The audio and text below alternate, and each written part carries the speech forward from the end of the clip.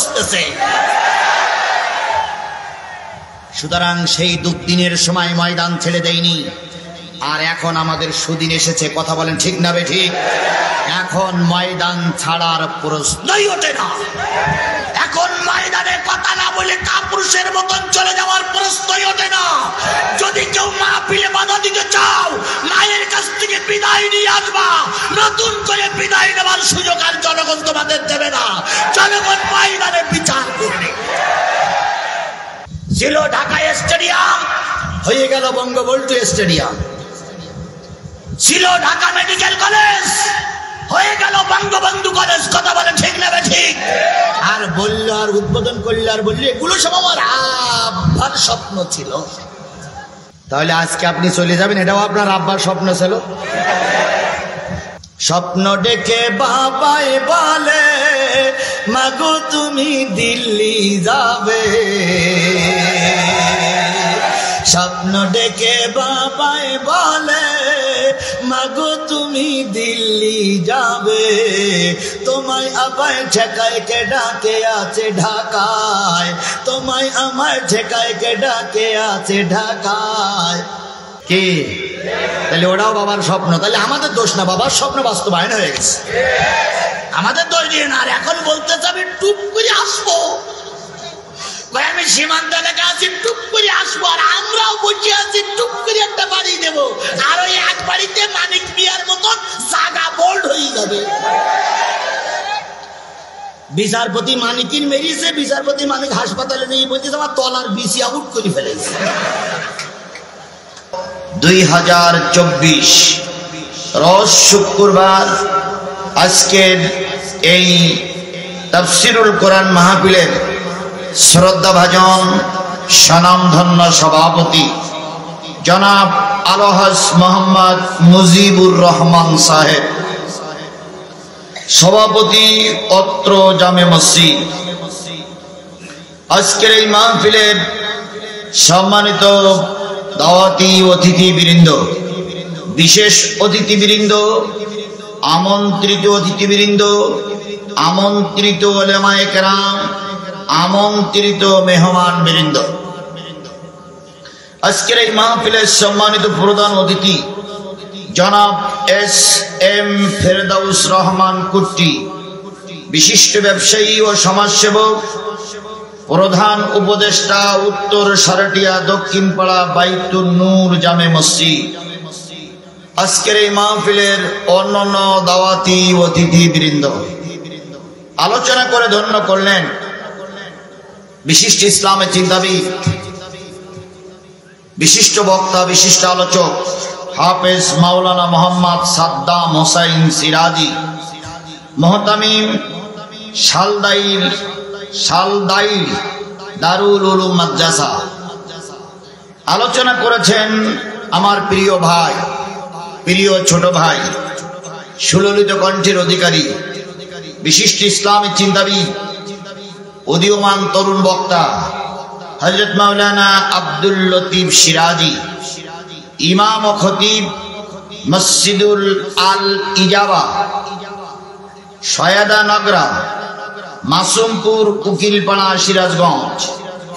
আলোচনা করেছেন আরেকজন উদীয়মান বক্তা হযরত মাওলানা ইসমাইল হোসেন সিরাজি, খতিব অত্র জামে মসজিদ সহ মঞ্চে উপবিষ্ট শ্রদ্ধেয় ওলামায়ে হযরত, সম্মানিত ভাই পরিচালক জনাব মোহাম্মদ মোয়াজ্জেম হোসেন, ইন্তেজামিয়া কমিটির পক্ষে বাহের আলী ও আনোয়ার হোসেন সহ সকল অতিথিবৃন্দ, সিরাজগঞ্জ জেলার বিভিন্ন কুঠির থেকে আগত দিনদার, পরেজগার, মুত্তাকি মুসলমান ভাই ও বন্ধুগণ, পর্দায় অবস্থানরতা শ্রদ্ধাশীলা মা ও বোনেরা, সকলকে নিয়ে আবারও সালাম বিনিময় করছি। আসসালামু আলাইকুম ওয়া রাহমাতুল্লাহি ওয়া বারাকাতুহু। শুকরিয়া আদায় করছি সেই মালিকের, যে মালিক একটা জালেমের হাত থেকে আমাদেরকে হেফাজত করেছে। শুকরিয়া আদায় করছি সেই মালিকের, যে মালিক নব্য ফেরাউনদের হাত থেকে মুসলমানদেরকে হেফাজত করেছে। গত বছর এই সময় মাহফিল করতে হয়েছে, চারিপাশে পুলিশ আমাদের ঘিরে রেখেছে, অনেক জায়গায় অনুমতি হয়নি। কথা বলেন ঠিক না বেঠিক? আল্লাহ পাক তার থেকে আপনাকে আমাকে মুক্ত স্বাধীনভাবে মুক্ত অবস্থায় কথা বলা তৌফিক দান করেছেন। বিগত 15.5 বছর বাংলাদেশের মানুষেরা ছিল দারুণ বিপদের ভিতরে, অথচ তারাও মানুষ, আমরাও মানুষ। তারাও এদেশে বসবাস করে, আমরাও এদেশে বসবাস করি। জিজ্ঞেস করতে চাই, আমাদের পরে এত জুলুম নির্যাতন করা হয়েছিল কেন? উত্তর একটাই আসবে, ক্ষমতায় টিকে থাকা, তাই না ভাই? তারা বলেছিল আমরা পালাই না, আমাদের নেত্রী পালাই যাবে না। ফখরুল সাহেব একটু বাসায় জায়গা দিবে।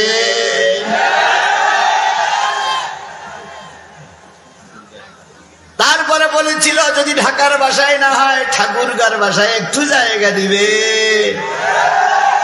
ঠাকুরগাঁর দরজা এখন খোলা, আপনাদের জন্য চা গরম করে ফখরুল সাহেব এবং তার লোকজন অপেক্ষা করতেছে। আপনারা দয়া করে একটু চা খেয়ে যান। তারপরে বলেছিল আমরা পালাই না। এরপরে প্রায় কথায় কথায় বলতো খেলা হবে, খেলা হবে। এখন খেলার জন্য এই সারটিয়ায় হাজার হাজার মানুষ উপস্থিত। আপনারা যদি বাহুতে বল থাকে, বৈধ বাপ দ্বারা যদি দুনিয়ার মুখ দেখে থাকেন, দয়া করে খেলার জন্য ময়দানে আসুন, দেখে যান আমরা কোন মায়ের দুধ খেয়েছি আর আপনারা কোন মায়ের দুধ খেয়েছেন।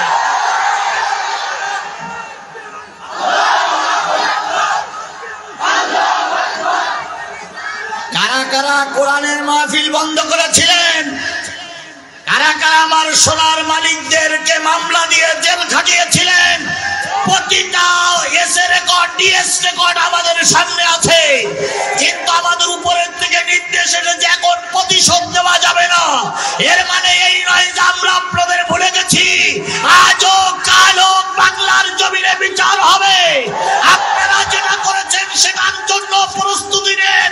এর জন্য একদিন আপনাদের রক্ত দেওয়া লাগবেই লাগবেই লাগবে। আমরা ভুলে গেছি মানে এই নয় যে আমাদের হৃদয় থেকে সবকিছু মুছে গেছে। কথা বলেন ঠিক না বেঠিক? এখন আপনারা আছেন, চুপচাপ থাকেন, আপনাদের ঘাড়ের পরে কেউ লাঠি মারবে না। কিন্তু যদি ওই শেখ হাসিনার মতন বলেন যে আমি পাশেই আছি, টুপ করে আসবো, একটু এসে দেখেন জনগণ লাঠিতে তেল মাখিয়ে আপনার জন্য অপেক্ষা করতেছে। এখন যারা আমাদেরকে আসতে দিত না তারা এখন সমাজে আছে না নাই? আছে, তবে নিশ্চুপ। কবি সুন্দর করে ওদের নিয়ে একটা কথা বলেছেন, কোথায় আওয়ামী লীগ, কোথায় কাদের কাকা, কোথায় গেল ওই জালিমের গরম গরম কথা। কোথায় আওয়ামী লীগ, কোথায় কাদের কাকা, কোথায় গেল ওই জালিমের গরম গরম কথা। খেলা হবে, খেলা হবে, খেলা হবে, খেলা হবে, খেলা হবে বলে কাকা গেল পালাইয়া। শেখ হাসিনা পালাইছে দেশটা ছাড়িয়া।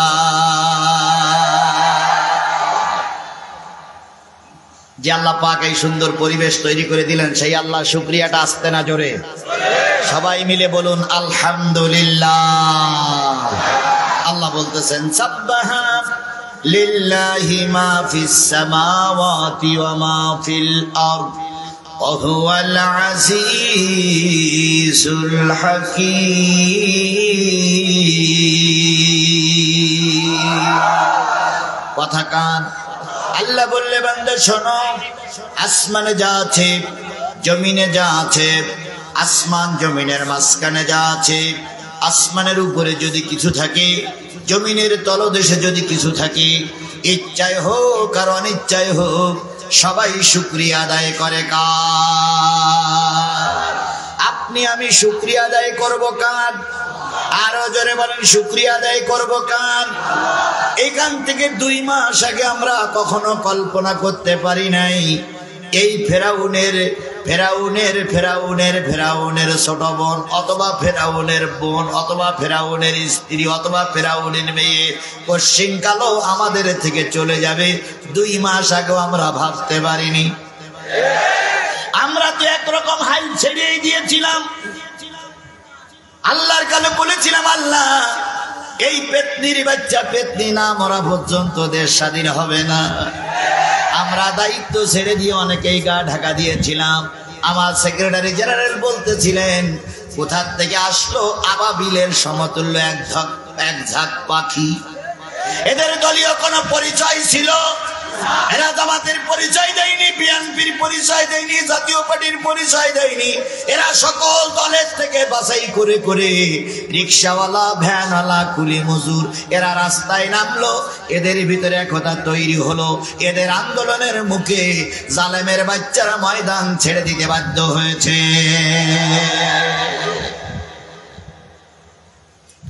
আমার ভাইয়েরা, এই পরিবেশটা তৈরি দিলেন কে? আল্লাহ বলতেছেন, সবকিছু শুকরিয়া আদায় করে আমার তোমরা এই পরিবেশ তৈরি করেছো বলে একক কোনো সফলতা নিতে যেও না, বরং যে আল্লাহ পরিবেশ তৈরি করে দিয়েছে সেই আল্লাহর শুকরিয়া আদায় করো। এই জন্য কথায় কথায় কার শুকরিয়া আদায় করব?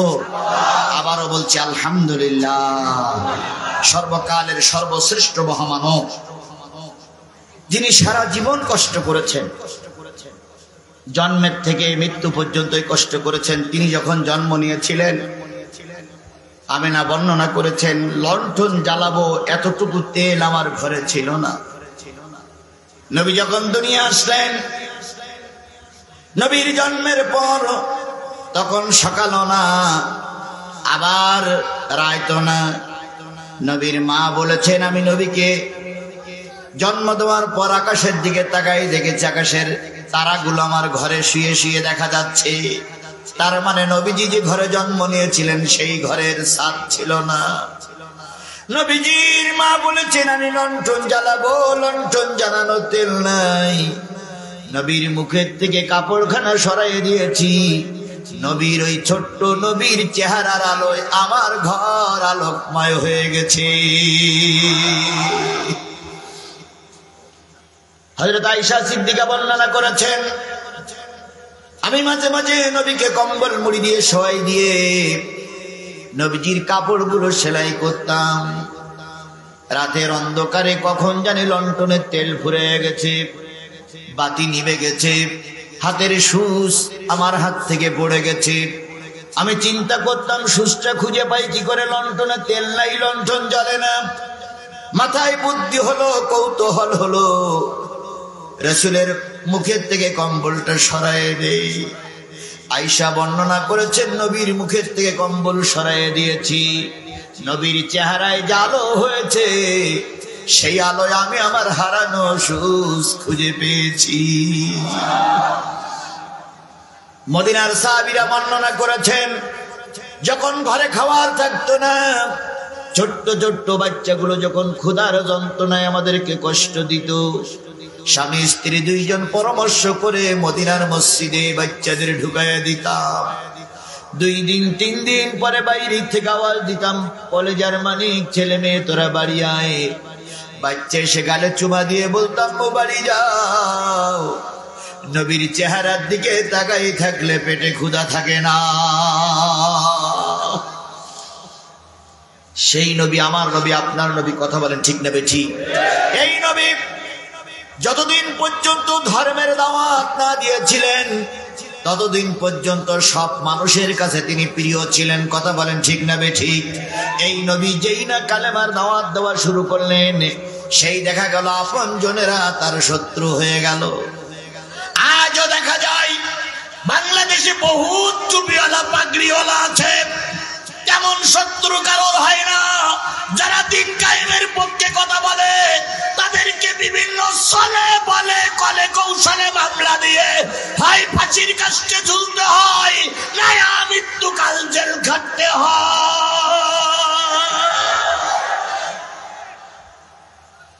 সবাই কলেমা পড়ে, কিন্তু সব কলেমা সরকারের গায়ে লাগে না। কিছু কিছু কলেমার আওয়াজ শুনতে পায় না, শুনতে পারে না। একই কালেমা এক বক্তা দাওয়াত দিতে আসতেছে বিমানে চড়ে, আর একই কালেমা দাওয়াত দিতে আসতেছে আর এক বক্তা।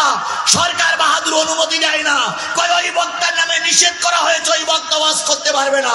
উনিও কোরআনের কথা বলে, ইনিও কোরআনের দোহাই দেয়, উনিও কালেমার কথা বলে, ইনিও কালেমার কথা বলে। ওনাকে হেলিকপ্টারে করে আনা হয় আর এনাকে পালিয়ে পালিয়ে যেতে হয়। তাহলে বুঝতে হবে ওই কালেমা আর এই কালেমা এক হচ্ছে না। কওমি জগতে, আলিয়া জগতে, খারিজি জগতে, তাবলিগ জগতে অনেক বড় বড় আলেম আছে, কাউকে জেল খাটা লাগেনি। কিন্তু আল্লামা সাঈদীরে মিথ্যা অপবাদ দিয়ে জেলখানার ভিতরে ঢুকে ঢুকে তাকে মেরে ফেলা হয়েছে। এক কালেমা উনিও বলেছেন, ইনিও বলেছেন।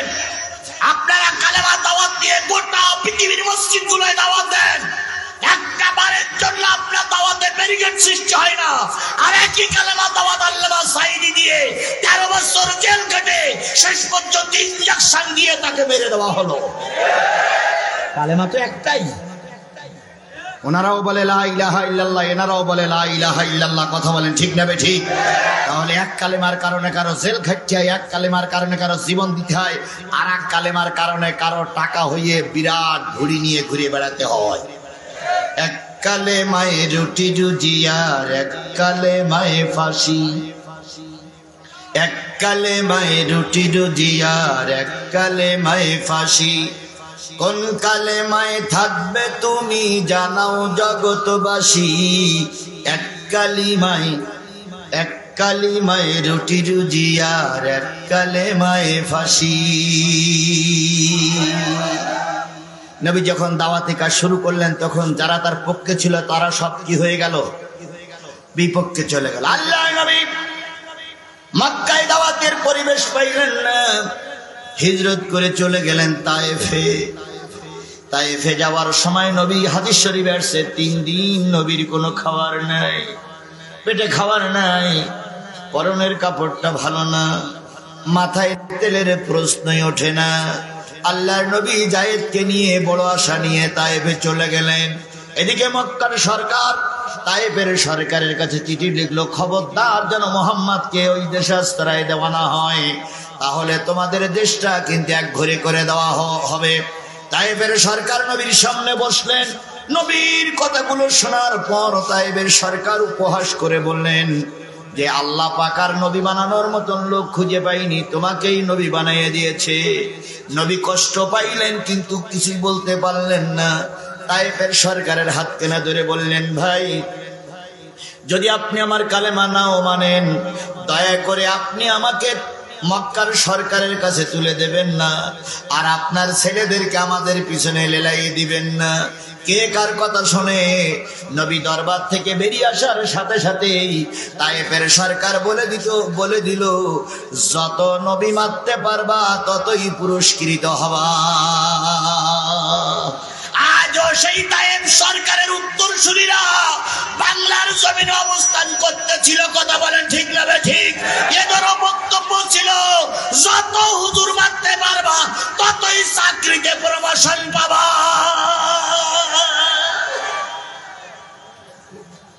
যত জামাত বিএনপির লোক মারতে পারবা ততই চাকরিতে কি হবে?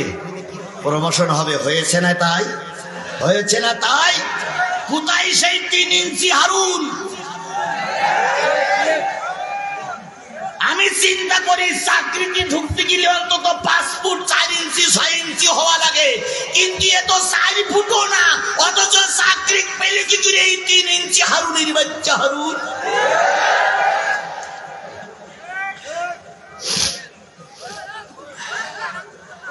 যে যত তেল মারতে পেরেছে তার তত প্রমোশন হয়েছে। কথা বলেন ঠিক না ঠিক? মেম্বারে থেকে যত লোক মারতে পেরেছে সে হয়েছে চেয়ারম্যান, চেয়ারম্যানের থেকে যত মামলা দিতে পেরেছে হয়ে গেছে উপজেলা চেয়ারম্যান, উপজেলা চেয়ারম্যানে যত অত্যাচার করতে পেরেছে তত হয়েছে বিনা ভোটের এমপি। কি কায়দায় বলতো বিপুল ভোটে পাশ করিয়াছি, অথচ ওনার বউ ভোট দিতে চান নাই। আমার ভাইরা, আল্লাহ নবী সাল্লাল্লাহু আলাইহি সাল্লাম যুবকদেরকে লেলাই দিলেন, নবী মারতে পারলে পুরস্কৃত হবে। যুবকেরা পাথর নিল, যুবকেরা পাথর নিল, ঘাড়ে একটা ব্যাগ নিল, লাঠি নিল, নবীর পিছনে লেগে গেল। নবীকে পাগল পাগল বলতে লাগলো আর পাথর মারতে লাগলো। নবী নিজের জামাটা উঁচু করে তায়েফবাসীরে বললেন, ও আল্লাহর বান্দারা, আমি মুহাম্মদ 3 দিন পেটে কোনো খাবার নাই, আমাকে মেরো না, আমি তো এমনি এমনি তোমাদের দেশ ছেড়ে চলে যাচ্ছি। খোদার কসম, জালেমদের দলে জালেমদের হৃদয়ে কখনো মায়া হয় না। কথা বলেন ঠিক না ঠিক? আমার সন্তানদেরকে রিমান্ডে নিয়েছে, ওই আয়না ঘরে রেখেছে, মাসের পর মাস না খেয়ে থেকেছে। আমাদের সন্তানেরা পুলিশের অত্যাচার সহ্য করতে না পেরে পায়ে ধরেছে। পুলিশ ওই পায়ে ধরাটা সুযোগ পেয়ে অনেক পুলিশ বিএনপি জামাতের লোকের গালের ভিতরে পেশাব করে দিয়েছে। অনেক পুলিশ ভাই কারেন্টের চেয়ারে নিয়ে কারেন্ট শট দিয়েছে। আমি একজন শিবিরের ছাত্রকে জিজ্ঞেস করলাম, বাজান তোমাকে কিভাবে রিমান্ডে দিল? ওই ছেলেটা বলতেছে, হুজুর আমাকে নিয়ে সমস্ত শরীর খুলে ন্যাংটা করে ফেলাইছে, সবার সামনে আমাকে উলঙ্গ করে আমার পুরুষঙ্গে কারেন্ট শট দিয়েছে, দিয়ে দিয়ে বলেছে তুই যেন নতুন আরেকটা শিবির জন্ম দিতে না পারিস, এই জন্য তোর যৌন ক্ষমতা শেষ করে দিলাম। আজকে কোনো কথা আমরা ভুলিনি, অতীতের ইতিহাস আমাদের সব মনে আছে। আল্লাহ নবীর পাথর মারতে শুরু করলো। নবী জামাটা উঁচু করে বলতেছে, ও তায়েফবাসী, আমার গায়ে শক্তি নাই, আমাকে পাথর মেরে মারা লাগবে না, আমি চলে যাচ্ছি। কিন্তু কে কার কথা শোনে? পাথর যখন বৃষ্টির মতন পড়তেছিল, নবীজি বললেন, যায়েদ, দুইজন একসঙ্গে মারা যাবে না, একটু পিছনে সরে যাও। যায়েদ নবীকে চুমা দিয়ে বলেন, ইয়া রাসূলুল্লাহ, বিপদে আপনাকে ফেলাই রেখে আমি চলে যাব না, যেতে পারি না। নবী বললেন, যায়েদ, আমি জানি তুমি যাবে না, তারপর অনুরোধ করছি যে পিছনে সরে যাও, তোমার নবী মারা গেলে শনাক্ত করার মতন একজন লোক অন্তত থাকুক। যায়েদ পিছনে চলে গেলেন। তায়েফের যুবকেরা মারতে শুরু করলো, নবী ভূত হয়ে পড়ে গেলেন। দয়ার নবী যার চেহারার দিকে থাকাইলে ক্ষুধা থাকতো না, সেই নবী কি হয়ে পড়ে গেছে? ভূত হয়ে পড়ে গেছে। কাফেরেরা আবার তুলে দিল, নবী সোজা হয়ে দাঁড়াতে পারে না, আবার পাথর মারতে শুরু করলো, নবী কাঠ হয়ে পড়ে গেছে। নবীকে আবার সোজা করে দিল, নবী আবার সোজা হয়ে দাঁড়ালো, আবার মারতে শুরু করলো। এক পর্যায়ে নবীর আর কোনো জ্ঞান নাই। তায়েফের যুবকেরা পাথর মারতে শুরু করলো, পাথরের স্তূপের নিচে আমার নবী চলে গেলেন। তায়েফের যুবকেরা পাথরের স্তূপের পরে নবীর পরে দাঁড়ায় নাচতে স্যার বলতেছে, কুতিলা মোহাম্মদ, কুতিলা মোহাম্মদ, কুতিলা মোহাম্মদ, কুতিলা মোহাম্মদ, মোহাম্মদ মারা গেছে। কওমের ভাইরা ভালো করে শুনুন, হেফাজতের ভাইরা ভালো করে শুনুন, চরমনার আলেমেরা ভালো করে শুনুন, পীর মাশায়েখ ভাইরা ভালো করে শুনুন, তাবলিগীর ভাইরা অন্তর দিয়ে শুনুন, জামাতের নেতা কর্মীরা অন্তর দিয়ে শুনুন। আল্লাহর নবীর পরে পাথরের স্তূপ পড়ে গেছে। নবীর পাথরের পরে দাঁড়িয়ে তায়েফের যুবকেরা বলতেছে কুতিলা মোহাম্মদ, কুতিলা মোহাম্মদ। মোহাম্মদ নাই, মোহাম্মদ মারা গেছে, মোহাম্মদ মারা গেছে।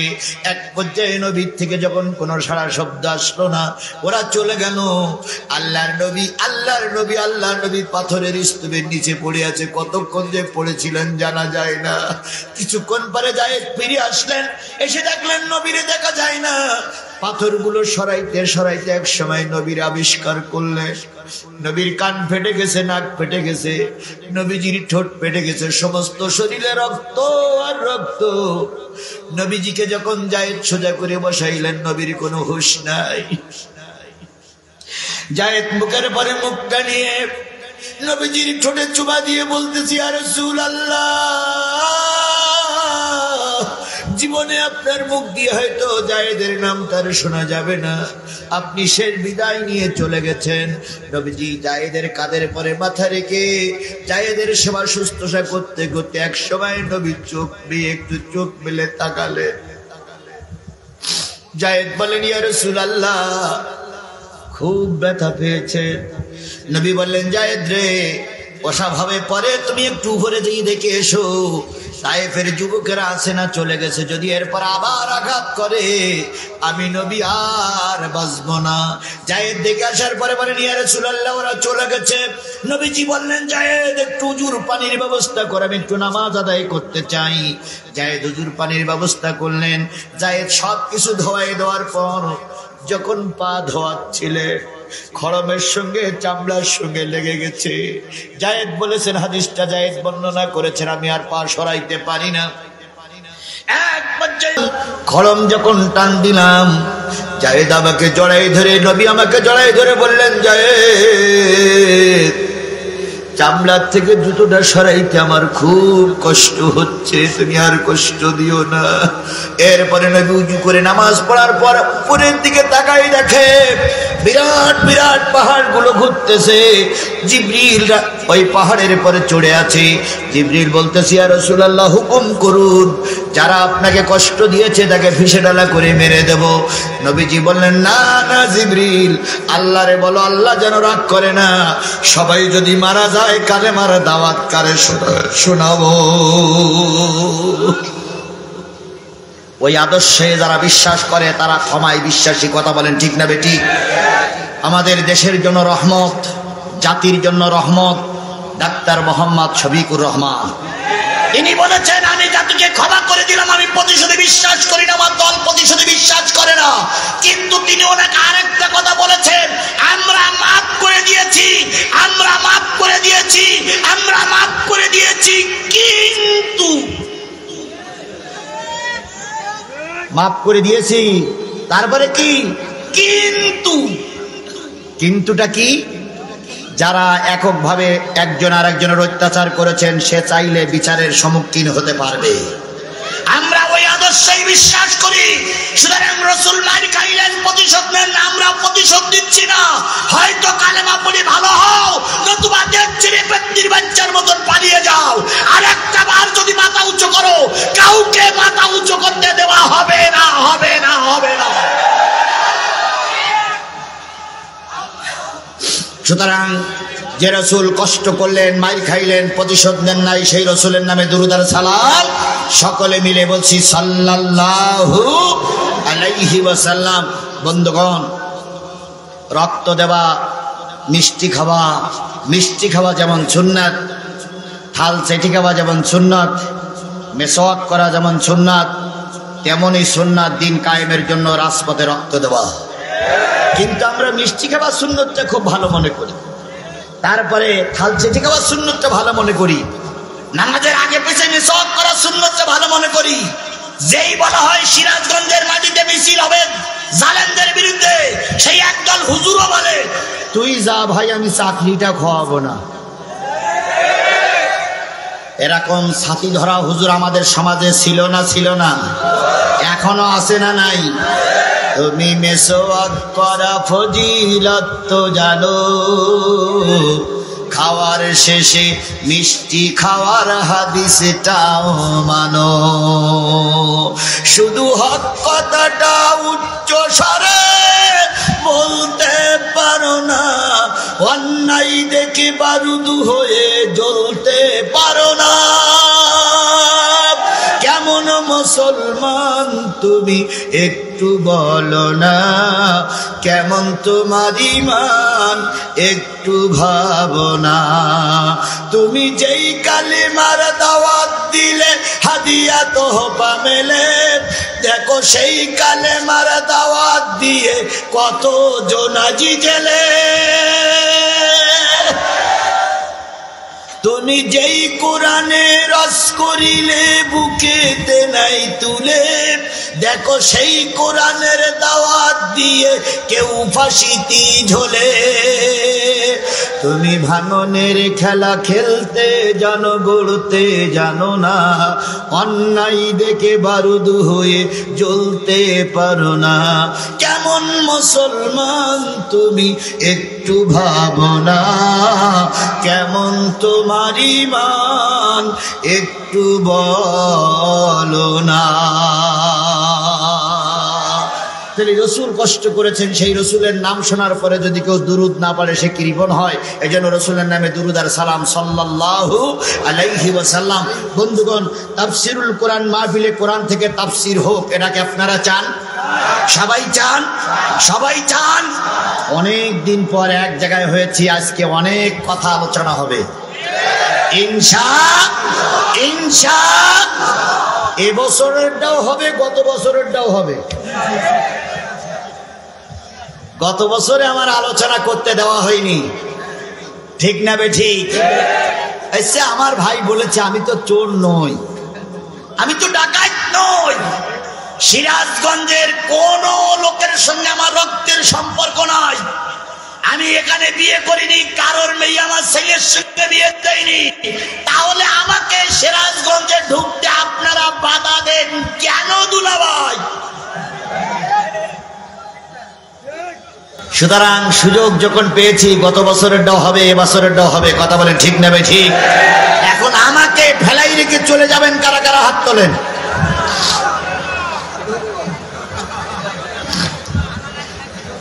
থাকবেন তো সবাই? না, সারা রাত থাকার সুযোগ নাই। সেটা হলো আপনারা বসে আছেন চেয়ারে, নিচে কাদা, আবার এক্ষুনি যদি এক ঝলক বৃষ্টি আসে তাহলে যে যার মতন পালা পালা পালা।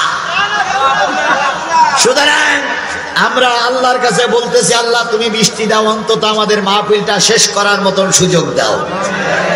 আলেমদের ওলিদের দোয়া অনেক সময় কবুল হয়, কথা বলেন ঠিক না বে ঠিক? আল্লামা সাঈদী বলেছেন, উত্তর গগনে কালো মেঘ জমেছে, অমাবস্যার আধারের কি বলে ঘন ঘটা লক্ষ্য করছি, কথা বলেন ঠিক না বে ঠিক? আমি চিন্তা করি আল্লাহ কিভাবে তিনি বলেছিলেন। আর একটা কথা বলেছিলেন, জালেমরা জুলুম বন্ধ করো, আলেমদের উপর অত্যাচার বন্ধ করো, নতুবা এমন একটা সময় আসবে পালানোর জন্য ইঁদুরের গর্ত খুঁজে পাবা না। আজও তাই হয়েছে, 15.5 বছরের স্বৈরাচার এখন গোটা পৃথিবীতে পালাইয়ে থাকবে, জায়গা খুঁজে পাচ্ছে না।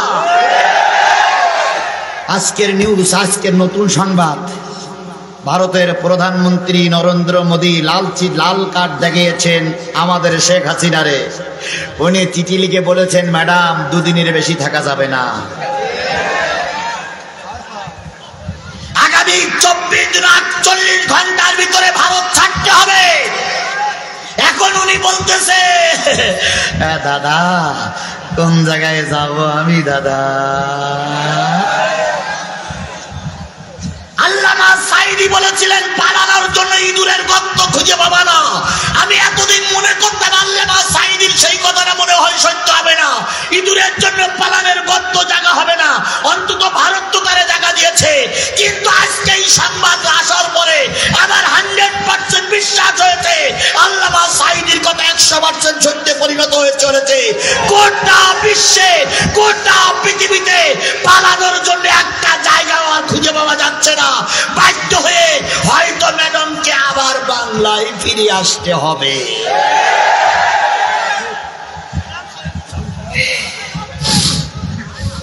সুতরাং আল্লাহ রাব্বুল আলামিন আমাদেরকে কোরআন হাদিস শোনার জন্য অল্প সময় কবুল করেছে, এই সময়টা শেষ পর্যন্ত কবুল করুন। এই জন্য আমার মোনাজাত না হওয়া পর্যন্ত আপনারা যাবেন না। এর মানে এই নাই সারা রাত ওয়াজ হবে আর আপনিও থাকবেন আমিও থাকবো, তা নয়। কোনো অবস্থায় 12টা পার করা হবে না। সামনে যতটুক সময় আছে এতটুক সময় আপনারা কি আমার সঙ্গে থাকতে রাজি আছেন? কারা কারা রাজি আছেন? দুই হাত উঁচু করে আল্লাহরে দেখা।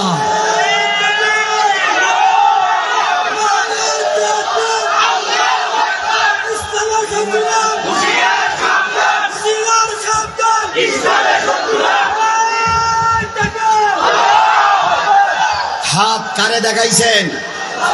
এই মুসলমান কথা বলেন, হাত কারে দেখালেন? আল্লাহ কি আপনার হাত উঁচু করা দেখেছে? বিশ্বাস হয়? আল্লাহ কি করে দেখবো? বলে না সামিয়ানা,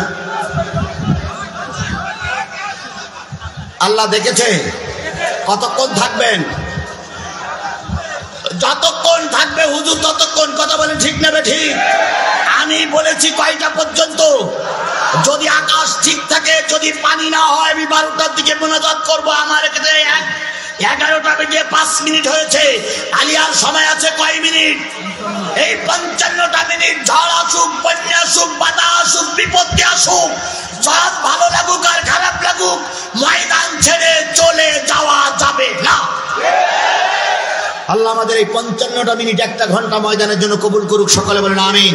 আরো জোরে আমিন, আরো জোরে। বন্ধুগণ, আমার আজকে আলোচনার বিষয় হলো জান্নাতে যেতে চায় যারা, তারা কাদের সাথে থাকবে?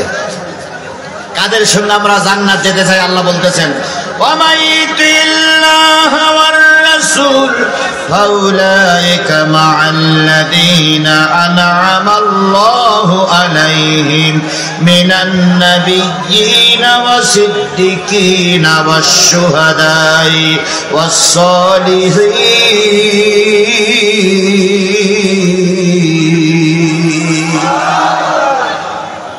যারা আল্লাহর আনুগত্য করবে, নবীকে নেতা হিসেবে মেনে নেবে, তারা 4 শ্রেণীর মানুষের সঙ্গে জান্নাতে থাকবে। কয় শ্রেণীর মানুষ? এই মুসলমান কথা বলেন, কয় শ্রেণীর মানুষের সঙ্গে জান্নাতে থাকা যাবে? তাহলে বোঝা গেল জান্নাতি মানুষ হলো 4 শ্রেণীর মানুষ জান্নাতি। তার ভিতরে একটা হচ্ছে মিনান নাবিয়্যিন, আল্লাহর নবীরা সব জান্নাতি। সব নবীরা কি? এই কথা বলেন, সব নবীরা কি? কোন নবী দোজখে যাবে এমন কোন ওয়াজ পৃথিবীতে কোন হুজুর বলেছে? কোন হুজুরের কাছে শুনেছেন যে একজন নবী দোজখে যাবে? বলেছে কেউ? সুতরাং সব নবীরা জান্নাতি। আপনারা কি নবীদের সঙ্গে জান্নাতে যেতে চান?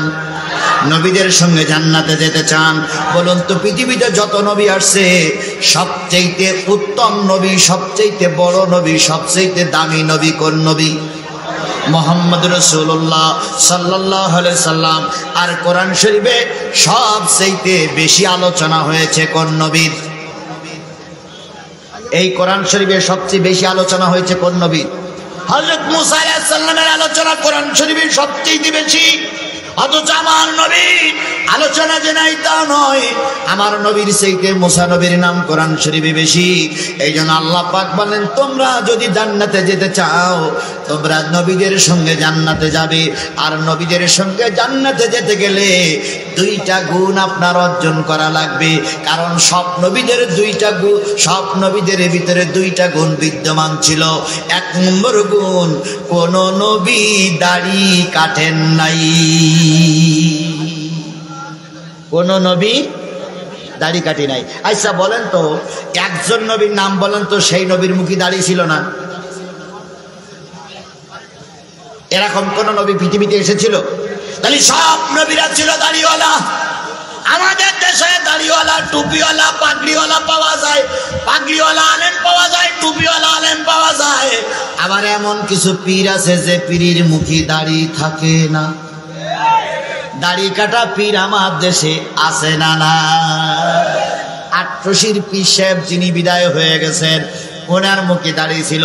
কিন্তু বর্তমান যিনি পীর সাহেব আছেন বদ্দিনিসীন পীর ফয়সাল সাহেব, ওনার সামনে দাড়ি নাই, ওনার দাড়ি পিছনে। তার মানে সামনে সপ্পান সপ্পা পিছনে বাবরি, তার মানে বোঝা গেল ওনারা দাড়ি সামনে রাখে না। তাহলে নবীর সঙ্গে যারা জান্নাতি হবে তাদেরকে দাড়ি রাখতে হবে। আমাদের দেশে এমনও লোক পাওয়া গেছে 90 বছর 80 বছর বয়স হয়ে গেছে, দাড়ি মুখে ওঠে নাই, রাখে নাই, এমন লোক আমার দেশে আছে না? না, মাননীয় প্রধানমন্ত্রী, মাননীয় বলতে আমার ঘৃণা লাগে, তারপরে অনেকেই বলেছে মাননীয় প্রধানমন্ত্রী, প্রায় শোনা যেত উনি 5 ওয়াক্ত নামাজি, তাই শোনা যেত না? আবার উনি তাহাজ্জুদ নামাজও পড়ে। আর আমাদের দেশের পাতি নেতারা বলতো আমার প্রধানমন্ত্রী ঘুমের থেকে উঠেই যায় নামাজ খোঁজে, কোরআন তেলাওয়াত না করে কাজ শুরু করে না। কি করব আমরা তাই বিশ্বাস করতাম, কিন্তু বিশ্বাসটা ভেঙে গেল সেই দিন যেদিন ম্যাডামের বাড়ি সবাই দখল করলো। দখল করে সব কিছু খুঁজে পাওয়া গেল, কিন্তু জায়নামাজ আর কোরআন শরীফ খুঁজে পাওয়া গেল না। অথচ মদের বোতল পাওয়া গেছে। আর একটা জিনিস পাওয়া গেছিল ভাই, এটা আমি এই জনগণের সামনে বলতে পারুম না ভাই, ওটা পরে একদিন আমার কাছে ফোটে শুনে নিয়ে। 80 বছরের বুড়ি, তার বাড়ি যদি ওই মাল পাওয়া যায় তাহলে বুঝে যাবে কত চরিত্রবান আম্মা ছিল আমাদের।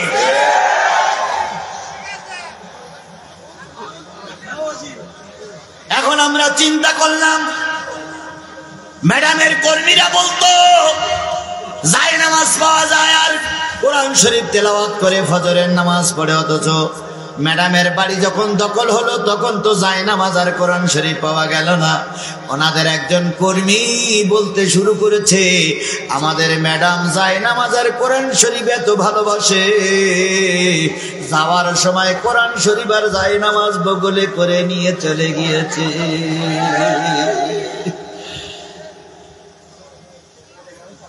মিথ্যার একটা শেষ থাকে, এদের মিথ্যা কথা দেখে, এদের মিথ্যা কথার ভাত থেকে ইবলিস শয়তান পর্যন্ত এদেশ থেকে পালিয়ে চলে গেছে। আর যাওয়ার সময় টেলিফোন করে বলে গেছে জিহাদি আমি এখন আমেরিকায় যাচ্ছি, এই শয়তান মারা যাওয়ার পরে তাই আসবো। হায় রে ইবলিসের বাচ্চা ইবলিস, সিরাজগঞ্জে কতগুলো লোক যে তোমাদের ভোট দিতে আমাদের জানা আছে, কথা বলেন ঠিক নেবে ঠিক? মোটে ভোট দিতে কেউ যায়নি। তারপরে নির্বাচন কমিশনাররা এক হয়ে বলতো আমরা এবার বিপুল ভোটে পাশ করিয়া গিয়াছি। জীবিত মানুষ ভোট দিতে পারি না, অথচ মরা মানুষ ভোট দিয়ে গেছে এদের আমলে। আর মঞ্চে দাঁড়িয়ে বলতো ভাইরা আমার, বোনেরা আমার, আমাকে বিপুল ভোটে পাশ করাইছেন, এই জন্য আপনাকে ধন্যবাদ। তাই তো একজন লেখক লিখেছে সুষ্ঠু হয়েছে নির্বাচন, ভোট দিয়েছে প্রশাসন। সুষ্ঠু হয়েছে নির্বাচন, ভোট দিয়েছে প্রশাসন। তাকিয়ে তাকিয়ে দেখেছে দেশের 17 কোটি জনগণ। আমাদের কি ভোট দেওয়া লেগেছিল? ভোট না দিয়ে ওনারা পাশ করেছিল। এবার সামনে আসতেছে পরীক্ষা, এবার কিন্তু ভোট দেওয়া লাগবে। ভোট দেওয়ার জন্য আমরা তৈরি, কথা বলেন ঠিক নেবে ঠিক? তাহলে নবীর 2টা গুণ ছিল, একটা গুণ কোন নবী দাড়ি কাটে নাই, 2 নম্বর গুণ ছিল কোন নবী বেনামাজি ছিল না। এবার আসুন, নবীদের পরীক্ষার আমাদের পরীক্ষা কি এক হবে? জোরে বলেন এক হবে? বলুন তো, নিজামী সাহেবের পরীক্ষা, আল্লামা সাঈদীর পরীক্ষা, আলী হাসান মুজাহিদের পরীক্ষা, কামারুজ্জামানের পরীক্ষা, আব্দুল কাদের মোল্লার পরীক্ষা, আর আমি আজিজুল ইসলাম জিহাদির পরীক্ষা কি এক? জোরে বলেন এক। কামারুজ্জামানের ফাঁসি হচ্ছে, ভালো করে শোনো মুসলমান, কামারুজ্জামানের ফাঁসি হবে ফাঁসির রায় হয়ে গেছে। আমাদের প্রিয় শায়েখ কামারুজ্জামান ভাই ফাঁসির সেলে যাওয়ার জন্য খুব দ্রুতগামীতে পা ফেলতেছেন। শিবিরের একজন কেন্দ্রীয় নেতা তখন জেলখানায়, তিনি শুনেছেন কামারুজ্জামান ভাইয়ের ফাঁসি হবে। তিনি গেলেন শেষ দেখাটা করার জন্য। ওই ফাঁসির সেলের একটু দূরে দাঁড়িয়ে তিনি সালাম দিলেন, কামরুজ্জামান ভাই আসসালামু আলাইকুম। কামরুজ্জামান ডাইনেও তাকালেন না, বামেও তাকালেন না। জল্লাদকে বলতেছে, জল্লাদ যত তাড়াতাড়ি পারো তুমি আমাকে ফাঁসির সেলের সামনে নিয়ে যাও। ফাঁসির সেলের সামনে নিয়ে যাওয়া হলো। গলায় যখন ফাঁসির মালাটা ঝুলবে, কালো কাপড় দিয়ে যখন মুখটা বেঁধে দেবে, তখন ওই কামরুজ্জামান ভাই জল্লাদের হাতখানা ধরে বলতেছে, জল্লাদ যেই ভাই আমাকে সালাম দিয়েছে ওরে যেয়ে বলো কামরুজ্জামান তোমার সালামের জবাব দিয়েছে, তোমার সালামটা শুনেছে, তোমার সালামের জবাব দিয়েছে। জল্লাদ তখন কামরুজ্জামান ভাইয়ের মুখে একটা চুমো খেয়ে বলতেছে, ভাই অনেক মানুষকে দেখেছে, আপনার মতন এমন মানুষ আমি আর দেখি নাই। আপনি ফাঁসির কষ্টে ঝুলছেন, একটা মানুষ সালাম দিল, সালামটা উত্তর দিলেন কিন্তু তার দিকে তাকালেন না। এখন আবার যাওয়ার সময় বলতেছেন আমি তার সালামের জবাব দিয়েছি, তার দিকে একটু ইশারা করলেই তো সে বড় খুশি হতো। কামরুজ্জামান ভাই বলতেছে, ও আমার জল্লাদ ভাই, আমার ফাঁসির রায় হয়ে গেছে। আমি এখন আল্লাহর সঙ্গে দেখা করার জন্য নবী আমাকে জান্নাতের সিঁড়িতে হাত উঁচু করে ডাকতেছে। আমি যেটা দেখতেছি ও ভাই তো সেটা দেখে না। আমি যদি ওর সালামের জবাব দিতে যেয়ে মনের ভিতরে একটু দুনিয়ার মায়া এসে যায়, আমি ওই ফাঁসির কাজটা ঝুলতে যদি আমার একটু কষ্ট অনুভব হয়, আমার নবীও খুশি হয়ে যাবে। এই জন্য সালামের জবাব দিয়েছি, কিন্তু লোকটার দিকে তাকানোর সময় পাই নাই। ওকে যেয়ে বলিও আমি তার সালামের জবাব দিয়েছি। ও বন্ধু, ওই ইমানদার লোকেরা আর তোমার আমার মতন ইমানদার লোক কখনোই এক হবে না। তাদের ইমানের বহর অনেক বেশি, তুমি আর আমি ইমানের বহর দিয়ে কিছুই করতে পারবো না। আল্লামা সাঈদীর যখন মারা হলো, সাঈদী তখন ছিলেন জেলখানায়। কথা বলেন ঠিক না বেঠিক? হঠাৎ করে সকালবেলা একদল লোক যে বলতেছে, হুজুর এই সাদা কাগজে সই করেন। আল্লামা সাঈদী বললেন, কেন? ভাই এখানে লেখা আছে আপনি অসুস্থ। আল্লামা সাঈদী তখন বলতেছে, আমি অসুস্থ আমি জানি না, তোমরা জানলে কি করি? কয় কোনো কথা না, সই করে। আল্লামা সাঈদী সই করেছিলেন কিনা আমার জানা নাই। উনি বলেন আমার কি হয়েছে? ওনারা বলেন আপনার হার্ট স্ট্রোক। উনি বলেন আমার হার্ট তো ভালো গেছে, কোনো কথা নেই, আপনার হাসপাতালে যেতে হবে। আল্লামা সাঈদী ওখানে বিড়বিড় করে কি যেন বলতেছিলেন। একজন পাশের থেকে যে শুনতেছে, ও আমার রব, এরা যে পরিকল্পনা গ্রহণ করেছে হয়তো এরা আমাকে আর ফিরাইয়ে আনবে না। আল্লামা সাঈদী বেরিয়েলেন, বাহির হয়ে গেলেন। যখনই বাহির হলো, তার বিছানাপত্র যে জায়গায় ছিল সে জায়গাটা পরিষ্কার করে দেওয়া হলো।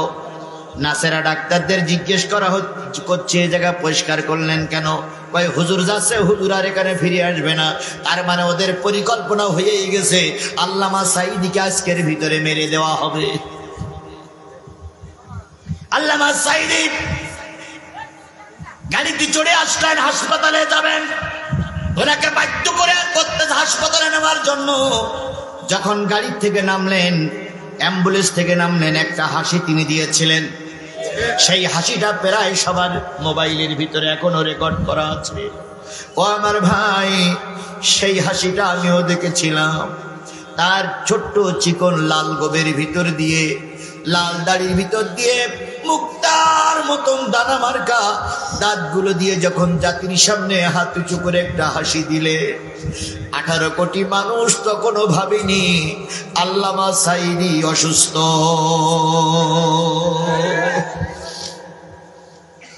এরপরে তাকে হাসপাতালে নেওয়া হলো। তার চিকিৎসা যখন শুরু করবেন, তিনি বলেছিলেন আমার চিকিৎসা করার আগে আমার একটা সন্তানকে আমার পাশে দাও, অথবা আমার প্রাইভেট ডাক্তার আমার পাশে দাও, অথবা আমার সংগঠনের কোনো একজন নেতা কর্মীর আমার পাশে দিয়ে চিকিৎসা দাও। ওরা বললেন হুজুর বাইরের কোনো লোক আসার অনুমতি নাই। ওনাকে প্রথম ঘুমের ইঞ্জেকশন দেওয়া হলো। উনি ঘুমাইছিলেন। হঠাৎ করে দুইজন তিনজন নতুন ডাক্তার ভিতরে ঢুকলেন। হাতে একটা ওষুধের শিশি, ওই ওষুধের শিশির গায়ে কোনো নেম প্লেট মারা ছিল না। এরপরে একটা সিরিজ নিয়ে আসলেন যেটা দিয়ে ওনাকে ইঞ্জেকশন করবেন।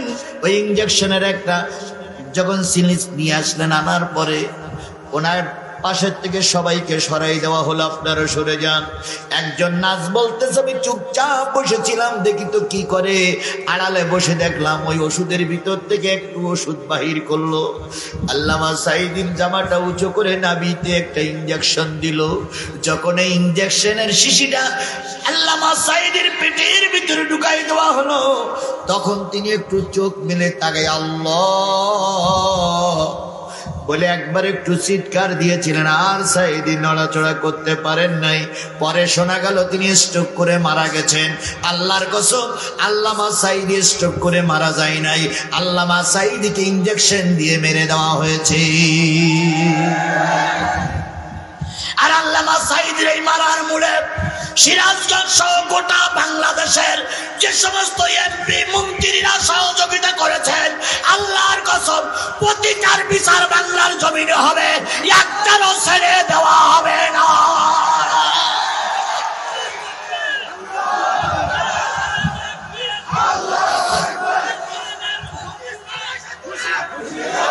আল্লামা সাঈদী তুমি মরুনি, শহীদ হয়েছ তুমি এটাই জানি।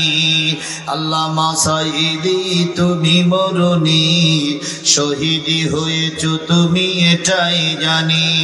13 বছর কারাগারে কাটালে, 13টি বছর বাতিল খেপেছে তোমার দিকে থর থর। তুমি যে ছিলে মোদের নয়নের মনি, শহীদ হয়েছ তুমি এটাও জানি, শহীদ হয়েছ তুমি এটাই জানি। আল্লামা সাঈদী তুমি মরুনি, শহীদ হয়েছ তুমি এটাই জানি।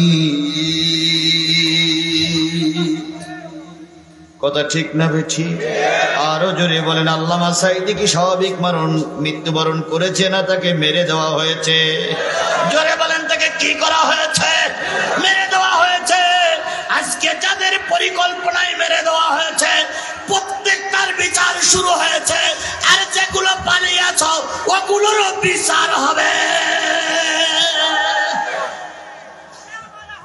আইনমন্ত্রী বলতেন সাঈদীর নাম নিতে আমার ঘেন্না লাগে। আর দরবেশ বাবা বলতেন শেখ হাসিনা যতদিন আছে ততদিন উন্নয়নের জোয়ার বইতেই থাকবে। সরকার যখন পালিয়ে চলে গেল, এই দুই হুজুর, এই আইনমন্ত্রী আর দরবেশ বাবা, একজন দাড়ি কেটেছে আর একজন দাড়ি রেখেছে। দরবেশ বাবা কেটেছে আর আইন বাবা রেখেছে। দেখার পরে হাতের ভিতরে একখানা রুমাল নিয়ে, না রুমাল নিয়ে দোয়া ইউনুস পড়তেছে, লা ইলাহা ইল্লা আনতা সুবহানাকা ইন্নী কুনতু মিনাজ জালিমিন, লা ইলাহা ইল্লা আনতা সুবহানাকা ইন্নী কুনতু মিনাজ জালিমিন। নৌকায় পালিয়ে যাচ্ছে।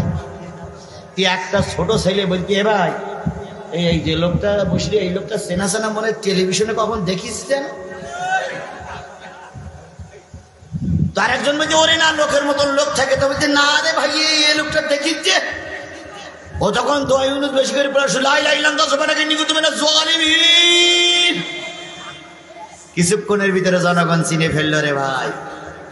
মারতে মারতে পাশে একটা আছে, আর একজন আছে দরবেশ বাবা, তিনি হচ্ছে আব্দুর রহমান নামক গেঞ্জি গায়ে দিয়ে চুপ করে বসে আছে। মনে করতে অধিকটা দিতে হয়ে যাচ্ছে, আমার কিছু হবে না। খানিকক্ষণ পরে বলছে দাঁড়িয়ে লাগে দরবেশ, তোমরা দোয়া ইউনুস পড়েছ।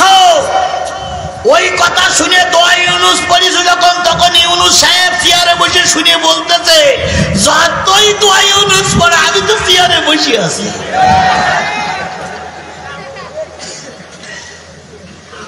কি ইউনুস সাহেব চেয়ারে বসে আছে না? এখন দোয়া ইউনুস পড়লে আর ও লোক কি আর আপনাকে ছেড়ে দেবে বলে মনে হয়? আমাদের দেশের কিছু হুজুর আজকে ওয়াজ শুনতেছে, আপনাদের মতন কিছু হুজুরদের 2 নম্বরই করার কারণে বাংলার আলেমেরা জেল খেটেছে। হুজুররা তেল মারতে মারতে এমন তেল ছিল ওনারা প্রায় বলতেন যে শেখ হাসিনার নাম কোরআন শরীফে পাওয়া গেছে। তো একজন বলতেছে কোন জায়গায়, কয় ঘন ঘন মোনাজাত করো তো শেখ হাসিনার নাম পাও না। তার একজন বলছে কই, কয় আমি শিখাই দেই, রব্বানা আতিনা ফিদ দুনিয়া হাসিনা। কত বড় তেল মারা পার্টি! এই হুজুররা যদি তেল না মারত আল্লামা সাঈদীর মারতে পারত না। কথা বলে ঠিক না বেটি? এই হুজুরদের তেল মারার কারণে আজারি এতদিন পর্যন্ত বিদেশে বসে কেঁদেছে। এই হুজুরদের তেল মারার কারণে মামুনুল হক জেলে ছিল। এই হুজুরদের তেল মারার কারণে আমির হামজা জেলে ছিল। কি তেল মেরেছে? শেখ হাসিনা আপনি জান্নাতি মহিলা। আর কয়েকদিন আগে বাইতুল মোকাররম দখল করতে আসছিল না এক হুজুর, নাম কি? রুহুল আমিন। ইনি বলেছিলেন শেখ হাসিনা কওমি জননী, শেখ হাসিনারে কওমি জননী বানিয়েছিল। এইটা মসজিদ দখল করতে এসেছেন, জনগণের মাইর খেয়ে মসজিদে জুমার নামাজ না পড়েই পালিয়ে চলে গেছে। এই সমস্ত তেল মারা পার্টি আমাদের সমাজে আছে। কথা বলেন ঠিক না বে ঠিক? আজকে তারাই হইছে রাজমিস্ত্রি আর আমরাই হইছি জোগাড়িয়ে। ওরাই মঞ্চে উঠে কি কায়দায় ইসলামী আন্দোলনের পক্ষে কথা বলছে, ওখানে হচ্ছে ওরাই সব। একটা জিনিস মনে রাখবা, তোমাদের তেল মারা শেষ হয়েছে বলে এখন আমাদের পক্ষে আসতেছো। আসো আলহামদুলিল্লাহ, দরজা খোলা। কিন্তু কে কয় কেজি তেল মেরেছে এটাও জনগণ জানে।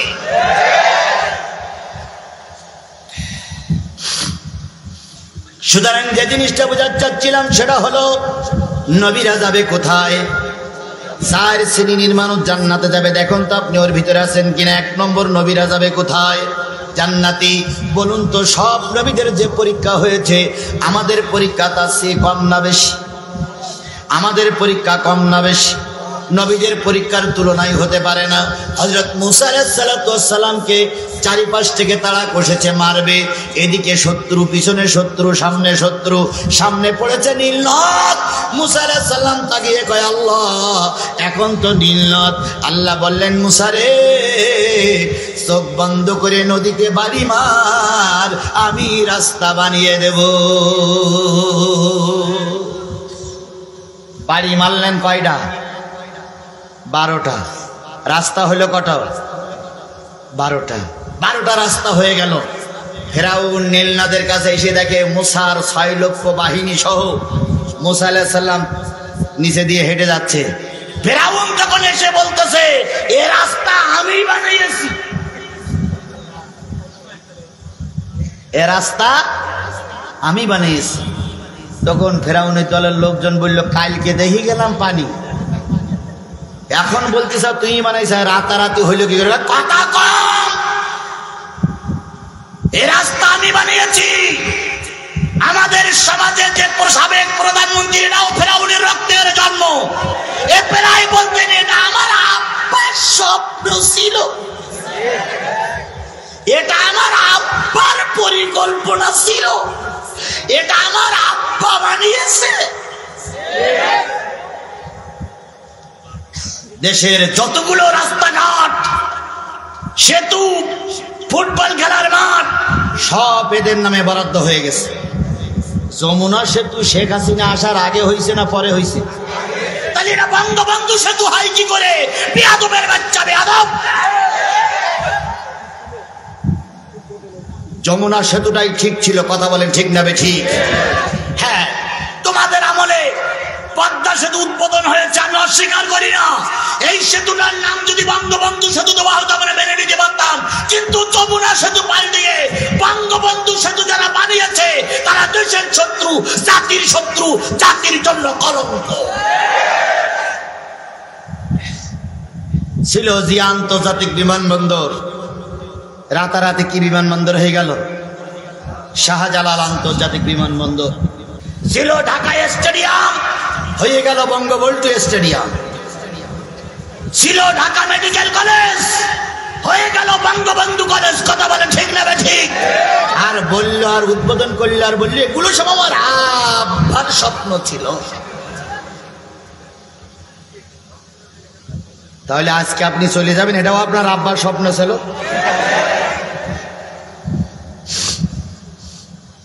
স্বপ্ন ডেকে বাবাই বলে মাগো তুমি দিল্লি যাবে, স্বপ্ন ডেকে বাবাই বলে মাগো তুমি দিল্লি যাবে, তোমায় আমায় ঠেকায় কে ডাকে আছে ঢাকায়, তোমায় আমায় ঠেকায় কে ডাকে আছে ঢাকায়।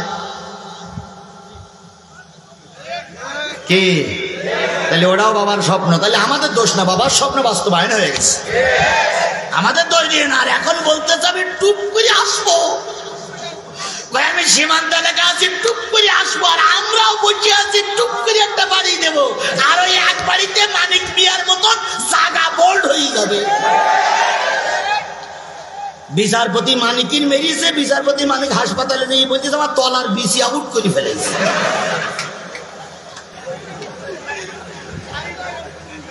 তো ওই সাংবাদিকরাও আবার একটু রসিক, তারা বলতে স্যার আপনি তো সাইদির ফাঁসি দিচ্ছিলেন, তো বলতে হ্যাঁ, তো বলতে আপনার বলতেছেন বিসি আউট করে ফেলে, ডাইন পাশেরটা বাম পাশেরটা, কোন পাশেরটা? আমি জ্বালাই ডাইনটা বামটা তোর দেখার দরকার কি? স্যার আপনি একটা ভালো লোক তাই জিজ্ঞেস করছি ডাইনটা না বামটা।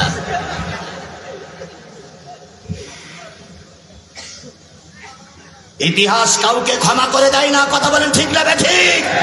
যা করেছ প্রতিটা বিচার যদি আমরা করি, আল্লাহর কসম সিরাজগঞ্জের মাটিতে তোমাদের একটা নেতাও বাজারে ঢুকতে পারবে না, তোমাদের একটা নেতাও বাইরে বেরোতে পারবে না। কিন্তু আমরা সুযোগ করে দিয়েছি, আবার যদি মাথা উঁচু করো প্রত্যেকটার কাল্লা থেকে মাথা আলাদা করে ফেলা হবে। যদি আপনারা না পারেন আমার ডেকে নিয়ে আসবেন। যখন সমাজের সব বক্তারা মুখে টেপ লাগাইছিল তখন আমি জিহাদি ময়দানে কথা বলেছি। আগের হুজুর যথার্থই বলেছে, আমাকে চারিদিক থেকে ঘেরাও করে ফেলা হয়েছে। আমার প্রিয় হান্নান ভাই কানে কানে এসে বলেছে হুজুর চারিদিকে পুলিশ। আমি বললাম আপনার মতন আপনি গা ঢাকা দেন, আমি দেখতেছি। মাই গলার বললাম মাই গলা মোনাজাত শুরু করব, তোর কাজ তুই করবি। মোনাজাত রব্বানা জলামনা আনফুসানা, আমি রব্বানা আতিনা ফিদ দুনিয়া হাসিনা বলতাম না, আমি বেড়াই বলতাম রব্বানা জলামনা আনফুসানা ওয়া ইল্লাম তাগফির লানা ওয়া তারা হামনা বলেই মাইকটা পাশের হুজুরি দিয়ে আমি মোটামুটি ওরা লাইট অফ করেছে চলে গেছি। কিছুক্ষণ পরে লাইট অফ জ্বালাই দেখে মোনাজাত হচ্ছে, কিন্তু সে হুজুর নেই।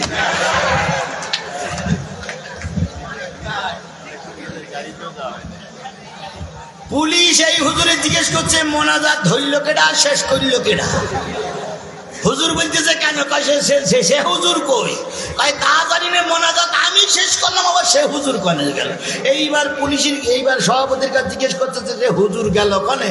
সভাপতি বলতেছে ও হুজুরির আরেকটা নাম আছে জেন হুজুর, এই জন্য মোনাজাত ধরি এক হুজুরির কাছে দিয়ে সে উড়িয়ে চলে গেছে। আপনারা হাসেন। এই সিরাজগঞ্জের জায়গাটা হান্নান ভাই ভালোই মনে আছে, আমরা গাড়ির থেকে নামার সাথে সাথে পুলিশ আমাদের ঘিরে ফেলেছে। হ্যাঁ, ঘোড়া চড়া চারিদিক থেকে পুলিশ ধরে ফেলে ঘিরে ফেলেছে। হান্নানকে জিজ্ঞেস করছে পুলিশ, হান্নানকে জিজ্ঞেস করছে হুজুর কই? আমি আর হান্নান কিন্তু পাশানে দাঁড়ানো। হান্নান বলছে ওই হুজুর ওই পাশে নেমে গেছে। আমার জিজ্ঞেস করছে হুজুর কই? আমি বলছি কোন হুজুর? কয় প্রধান বক্তা। তা কি আমি জানি? আমি আইছি ওয়াজ শুনছি।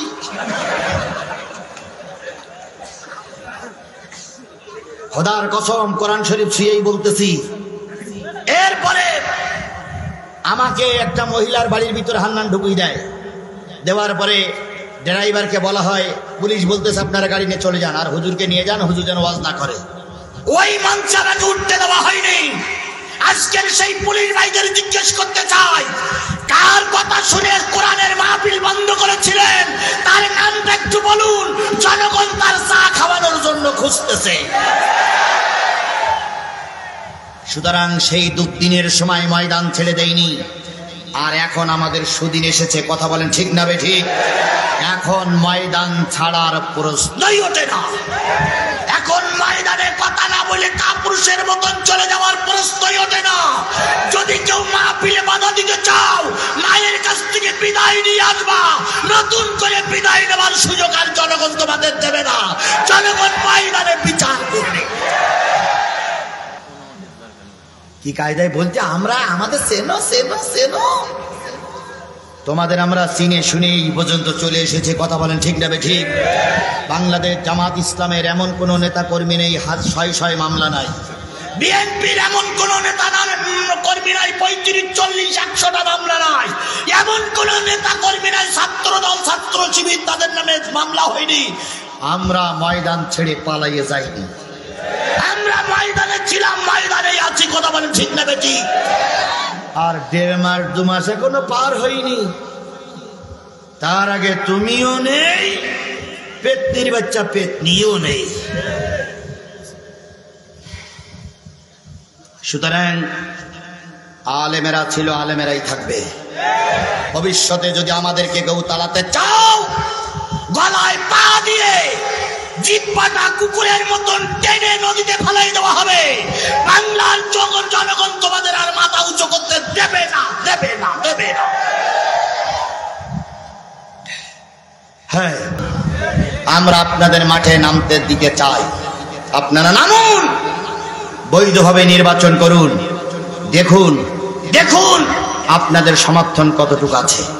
এই জন্য আমি বলতেছিলাম, কয় শ্রেণীর মানুষ জান্নাতি? তার ভিতরে প্রথম কারা যাবে জান্নাতে? নবীরা যাবে জান্নাতে। মুসা আলাইহিস সালামের কথা বলতে যে একটু দূরে সরে গেছি। মুসা আলাইহিস সালামের জামানায় সবচেয়ে বড় শত্রু ছিল, তার নাম কি? ফেরাউন। সব কাজ শেষ হয়ে গেছে, ফেরাউন বলল, ও মন্ত্রী পরিষদ, আমি একটু আল্লাহ হব। কি হবে? আল্লাহ হবে, খোদা হবে।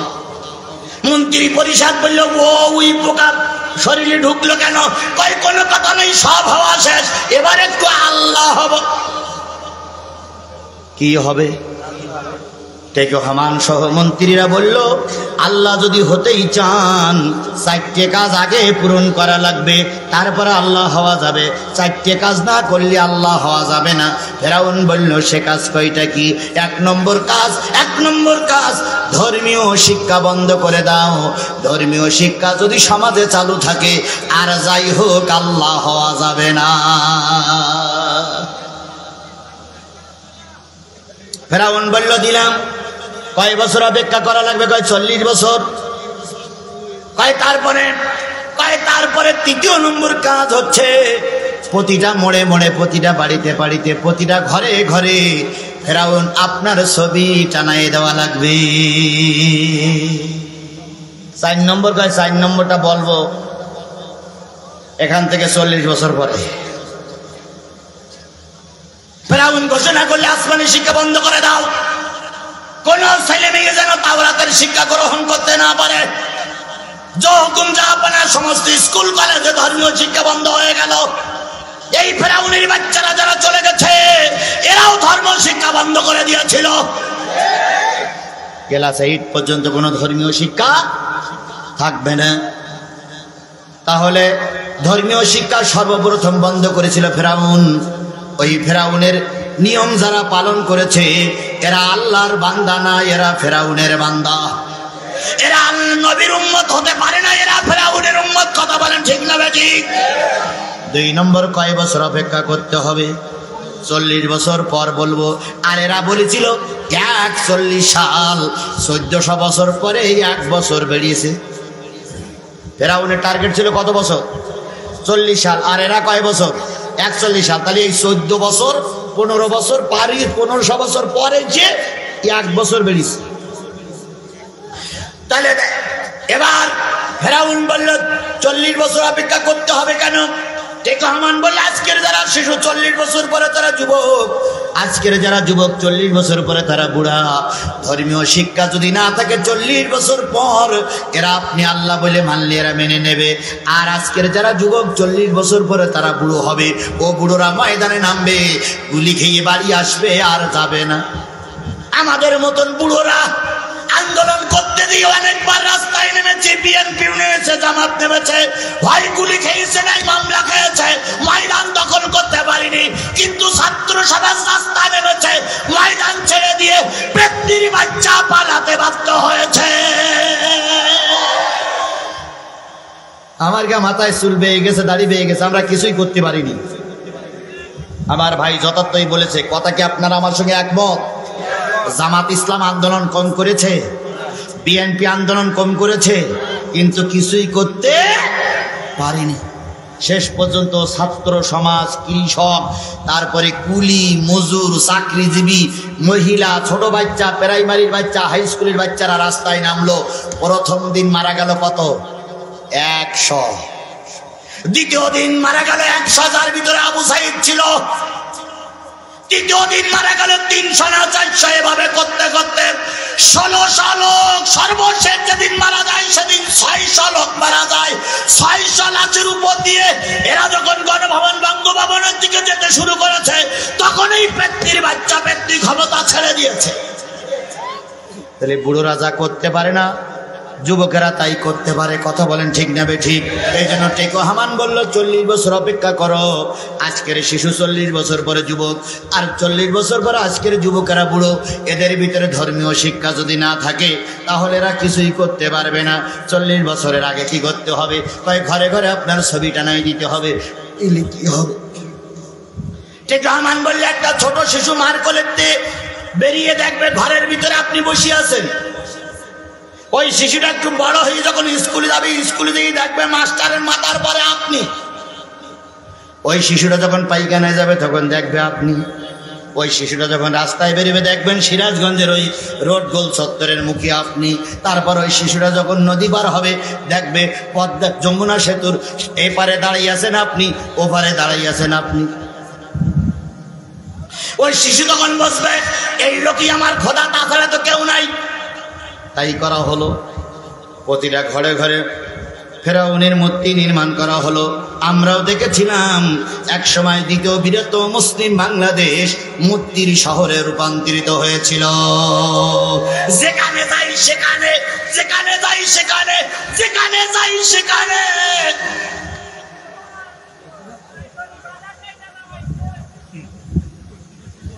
এই মূর্তি খাড়া করা হলো। 40 বছর পার হলো, এবার চতুর্থ সত্য দিয়ে দিল। বলল যদি আপনার স্ত্রী আল্লাহ বলে মানে, আমরা আল্লাহ বলে মানব। ফেরাউনের স্ত্রীকে ফেরাউনকে আল্লাহ বলে মেনেছিল। জোরে বলেন মেনেছিল। সব দরজা বন্ধ হলো, একটা দরজা খোলা হলো, সেই দরজায় ফেরাউনের উপকাজ হলো। আজও শেখ হাসিনা চেয়েছিল সেনাবাহিনীর প্রধান আমি নিয়োগ দিয়েছি, পুলিশের প্রধান আমি নিয়োগ দিয়েছি, র্যাবের প্রধান আমি নিয়োগ দিয়েছি, বিজেপি প্রধান আমি নিয়োগ দিয়েছি, কেউ আমার বিরুদ্ধে যাবে না। সবাই যখন মিটিং করতে দিয়ে বললো ম্যাডাম হাত ঠেকানো যাবে না, ম্যাডাম তখন মুখ খারাপ করে বললো এর বাচ্চা তোদের কি এই জন্য বড় চেয়ারে বসাইছে। ওরা যখন বললো আমরা পারবো না, শেখ হাসিনা তখন বললো আমার একটা রেকর্ড করার সুযোগ দেওয়া। কয় ম্যাডাম হবে না। আমার একটু কাপড় কান পাল্টাই দাও ম্যাডাম। কয় সেনাবাহিনীর প্রধান কয় ম্যাডাম হবে না। বিরিয়ানি রান্না করা আছে খেতে দাও ম্যাডাম। প্রধান কি বলে সেনাবাহিনীর প্রধান ওয়াকারুজ্জামান কয় হবে না। শেষ পর্যন্ত 45টা মিনিট সময় ওরা আসার আগেই হেলিকপ্টারে চড়ে পালিয়ে চলে যেতে হয়েছে। এর নাম আল্লাহর বিচার।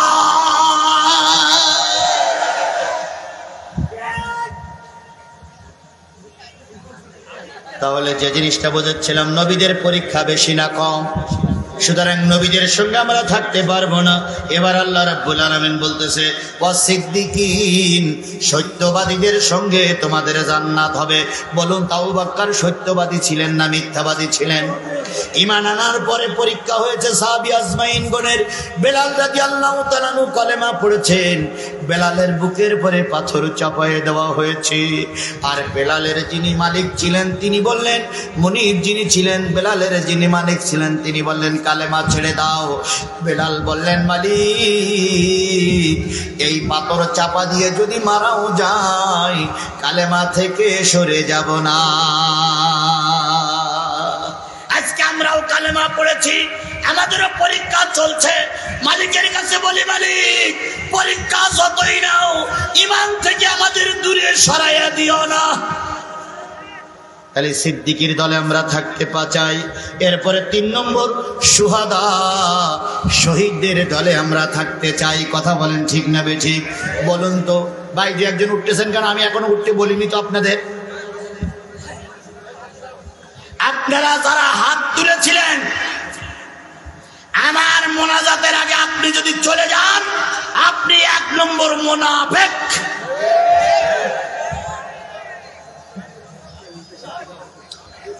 মুনাফিকেরা কখনো ওয়াদা খেলাপ করতে পারে? মুনাফিক যারা, তারাই ওয়াদা খেলাপ করে, মুমিনেরা ওয়াদা খেলাপ করতে পারে না। হ্যাঁ, আপনি উঠতে পারেন যদি 12টার পরে আমি যাই। 12টা কি পার হয়েছে? জলে বলেন পার হয়েছে। মুনাফিক হয়ে বাড়ি যাবেন না, আইসেন মুমিন হয়ে অশুনতে অশুনুন। 12টা বাজবে, আমি খেয়াল আছে, আমি 12টা বাজলেই মোনাজাত শুরু করবে ইনশাআল্লাহ। কয় শ্রেণীর মানুষ জান্নাতি? তার ভিতরে 1 শ্রেণী কারা? নবী। 2 শ্রেণী কারা? সিদ্দিক। আমরা কিন্তু সিদ্দিকও হতে পারবো না, ঠিক মতো নবীও হতে পারবো না, কিন্তু একটা জিনিস হতে পারি, শহীদ। কি হতে পারি? শহীদ। শহীদ সিরাজগঞ্জের আমার ভালোই জানা আছে রে ভাই। সিরাজগঞ্জে এত মানুষ শাহাদাত বরণ করেছে, সিরাজগঞ্জের প্রতিটা ইউনিয়নে ইউনিয়নে মনে হয় শহীদের লাশ শুয়ে আছে। আছে না? আছে না? আছে না? উল্লাপাড়ার ব্রিজের মাথায় গুলি হয়েছে। উল্লাপাড়ার ব্রিজের মাথায় গুলি হয়েছে। লাশগুলো যারা মারা গেছে সবই আমার কলিজার মানি। কারণ আমি যখন উল্লাপাড়ায় মাহফিল করতাম, ওরা আমাদের সাথেই থাকতো। সবাইকে তোমরা গুলি করে মেরেছো, সবাইকে তোমরা গুলি করে মেরেছো। আবার গোটা বাংলাদেশের 64টা জেলা স্বাধীন হওয়ার আগেই সিরাজগঞ্জ স্বাধীন হয়েছে। যেখানে শহীদের রক্ত পড়ে সেখানে সবার আগে মাটি উর্বর হয়। আপনার সিরাজগঞ্জের এনায়েতপুর থানা মনে আছে তো আপনাদের? এনায়েতপুরি কেউ কি আজকের মাহফিলে আছেন? নেই মনে হয়। আছে। আমি তোমাদেরকে স্যালুট জানাই, আমি তোমাদেরকে স্যালুট জানাই। এনায়েতপুরে যদি ওই 12-14 জন পুলিশ একসঙ্গে মেরে দেওয়া না হতো, তাহলে পুলিশের মনোবল ভেঙে যেত না। ওই 14 জন পুলিশকে মারার পরে পুলিশ অস্ত্র গুটাই নিতে বাধ্য হলো, বাধ্য হয়ে দেশ স্বাধীনতার দিকে গিয়ে গেল। সুতরাং শহীদের রক্ত যে মাটিতে পড়ে, ওই মাটিতে আল্লাহ পাক বিজয়ের পতাকা সবার আগেই উড়ায়। কথা বলেন ঠিক না বেঠিক? যেমনটি উড়াইছে সিরাজগঞ্জে। আমি সিরাজগঞ্জের নেতাদের কাছে খোঁজ নিতাম, আপনাদের অবস্থা কি? ওনারা বলতেন, হুজুর আমরা যমুনা সেতুর মুখী ব্যারিকেড দিয়ে, রোড গোল চত্বরে ব্যারিকেড দিয়ে সব বন্ধ করে রেখেছি। আমি শুধু বলতাম যে এই 2টা জায়গা বন্ধ থাক, 16টা জেলা বন্ধ হয়ে যাবে। কারণ এই পাবনা, কুষ্টিয়া এই এলাকায় সহ বিশেষ করে নদীর এই পারে যতগুলো জেলা, সব জেলার গাড়িগুলো যমুনা সেতুর উপর দিয়ে যেতে হবে। যমুনা সেতু বন্ধ করে দিলে 12-14টা জেলা বন্ধ হবে। ব্যক্তির বাচ্চা ব্যক্তি ক্ষমতা ছাড়তে বাধ্য হবে। এই কাজ করতে গিয়ে অনেক কলেজার মানে যুবকদেরকে মৃত্যুবরণ করতে হয়েছে। আবু সাইদির মতন গরিব ঘরের একটা সন্তান বুক উঁচু করে দিয়ে গুলি খেতে হয়েছে। যতগুলো শহীদ মারা যায়, আমার পলাশবাড়ির একটা শহীদের কথা মনে পড়ে। তিনি ছিলেন হাফেজ সাহেব মানুষ। ওই লোকটারে স্বৈরাচারীরা গুলি করে মারল। কয়েকদিন পরে আমার সেখানে মাহফিলের যখন গেলাম, তখন হাফেজের আব্বা আমার কাছে চলে আসলেন। এসে বললেন, কর্তৃপক্ষ করে বললেন, আমি একটু হুজুরের সঙ্গে সাক্ষাৎ করবো, আমার দেখা কথা বলতেছি। আমি অনুমতি দিলাম। উনি একটা পেপারে জড়িয়ে একটু রক্ত নিয়ে আসলেন। এসে বলতেছেন, হুজুর আমার হাফেজ সাহেবের রক্তটা একটু আপনি দেখেন। আমি বললাম, কিভাবে মারা গেল? উনি বলতেছেন, হুজুর আমার একটাই মাত্র কলিজার টুকরা সন্তান, আর কোনো ছেলে মেয়ে নাই।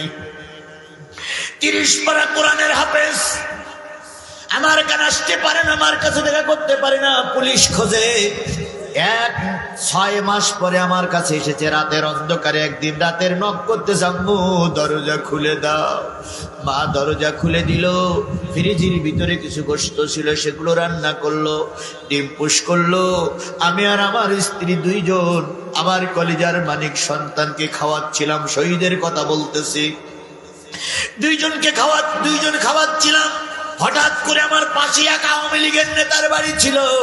তিনি থানায় ফোন দিল, হাফেজ সাহেব বাড়ি এসেছে। পুলিশ আমাদের বাড়ি ঘিরে ফেললো, দরজায় নক করলো। এবার আমরা দুইজন এসে পুলিশের পা জড়িয়ে ধরলাম। স্যার, 6 মাস কলেজার মালিক সন্তানকে দেখি না, দয়া করে আপনারা আমার সন্তানকে নিয়ে যাবেন না। আমাদের কাছ থেকে মুরগি ছিনাই নেওয়া যাওয়ার মতো নিয়ে গেল। 3 দিন থানায় ফেলাই নির্যাতন করলো। চোখটা তুলে ফেলা হয়েছে, হাতের নখগুলো সব উপড়ে ফেলা হয়েছে, পুরুষ অঙ্গটাও কেটে নেওয়া হয়েছে। রক্তক্ষরণ করতে করতে সর্বশেষ গুলি করে মেরে দিয়ে 3 দিন পরে বলে দিল পলাশবাড়ির এক মাঠে ক্রস ফায়ারে মারা গেছে। হুজুর, আমি আমার সন্তান কাটারা নিয়ে কবরস্থ করলাম। যখন কবরে দিলাম তখন মাথায় গুলি করা ছিল, কান বেয়ে বেয়ে রক্ত পড়তেছিল। আমার এলাকার আলেমেরা বলল, শহীদের গোসল দেওয়া লাগে না। আমি বিনা গোসলে আমার শহীদ সন্তানকে কবরের ভিতরে রাখলাম। 3 দিন পর গতকাল আমি আমার সন্তানের লাশটা খুঁজতে গিয়েছিলাম, আমি সহ্য করতে পারিনি। যেয়ে দেখি হাফিজ সাহেবের কানবে এখনো টপ টপ টপ টপ করে গরম রক্ত পড়তেছে। আমি চিন্তা করলাম, আমার বাজান মারা গেছে 3 দিন, এতদিন তো পছন্দের কথা, কিন্তু তা না ধরে রক্ত পড়তেছে।